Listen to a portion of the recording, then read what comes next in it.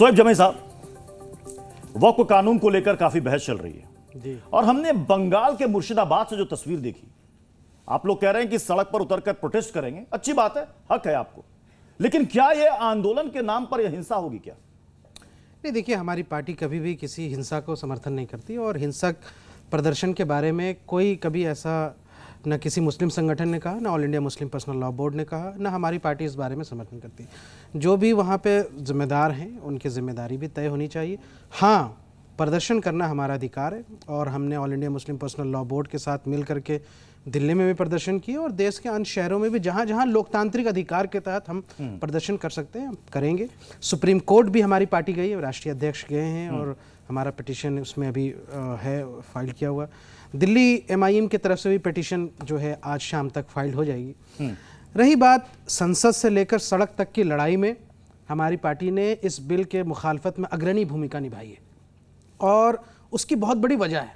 बहुत सारे लोग, चाहे मीडिया में देख लें या फिर आम जनमानस में, अभी तक बिल को लेकर कोई बहुत ज़्यादा अवेयरनेस नहीं है। दोनों पक्ष में यहाँ से लोग समझ ही नहीं पा रहे कि क्या है। बहुत सरल शब्दों में इसको समझाने की ज़रूरत है। मुझे लगता है कि जैसे जैसे शो आगे बढ़ेगा मैं उन सरल शब्दों में समझाने की भी कोशिश करूँ। हमारे लॉ कानून के जानकारी मामला, शोएब जमी साहब, अब ये मामला कोर्ट में है, एक पिटिशनर आपकी पार्टी के राष्ट्रीय अध्यक्ष भी हैं।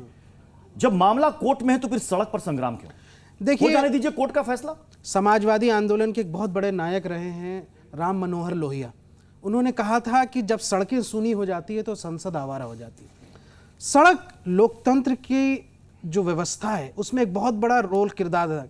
भारतीय जनता पार्टी जिन जिन राज्यों में विपक्ष में होती है वहां सड़क पर प्रदर्शन करती है। जब भारतीय जनता पार्टी बंगाल में प्रदर्शन करते हुए यही टायर जलाते हुए, गाड़ियां तोड़ते हुए और सबकी तस्वीरें दिखती है, तब तो आप नहीं पूछते कि ये कौन सा उनका मॉडल है।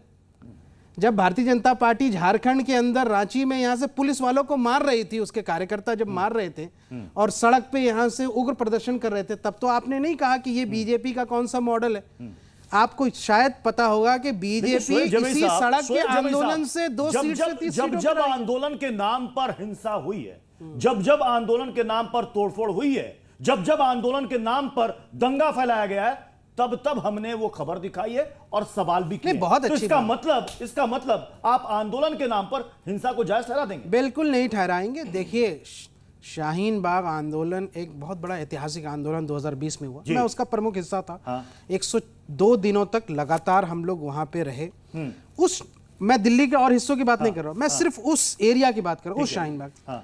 हमारा शुरू से मौकूफ था कि हम ना पुलिस के साथ कोई झड़प चाहते, ना ही एक पत्थर उछलेगा।